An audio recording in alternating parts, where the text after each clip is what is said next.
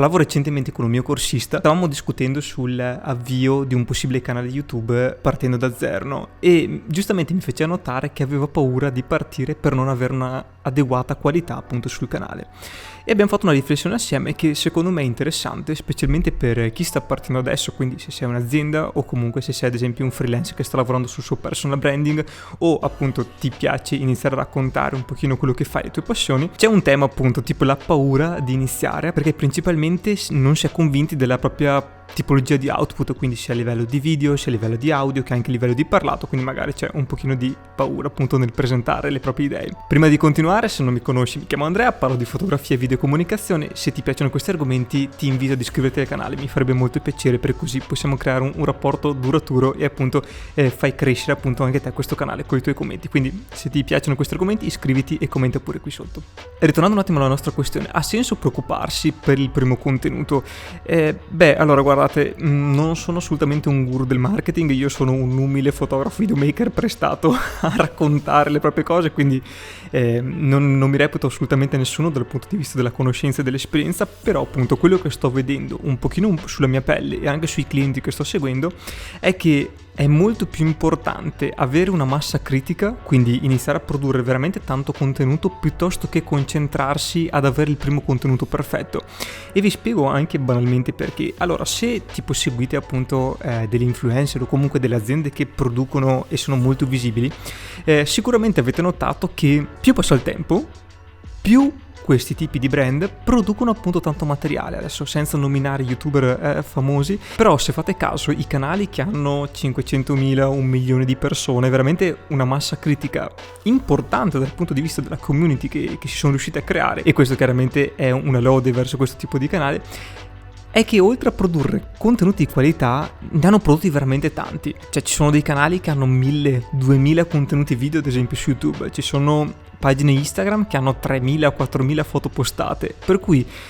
porsi il problema del il mio contenuto non è abbastanza di qualità, ho paura ad uscire, ma appunto voglio essere sicuro ed avere una qualità veramente alta prima di pubblicare queste cose qua a livello pubblico sui social, secondo me è un mezzo problema. Cioè, a meno che non hai un brand veramente così forte e già una community così ampia che effettivamente devi ragionare ad un livello molto alto, se stai partendo da zero o comunque se stai iniziando a muovere i primi passi in questo mondo qua, quindi a produrre i primi contenuti video, a pubblicare le prime foto eccetera, io non mi preoccuperei assolutamente della possibilità di essere criticati. Anzi, secondo me il ragionamento da fare è cercare di produrre più materiale possibile in maniera autodidattica, con i fornitori, mixando entrambe le cose, che comunque sono tutte vie chiaramente percorribili anche a seconda dei budget a disposizione. Però il tema fondamentale è che, a meno che non abbiate una community veramente importante a livello di numeri, non c'è, secondo me, bisogno di preoccuparsi, perché alla fine se quei contenuti lì verranno visti dai vostri amici, dai vostri appunto contatti molto vicini,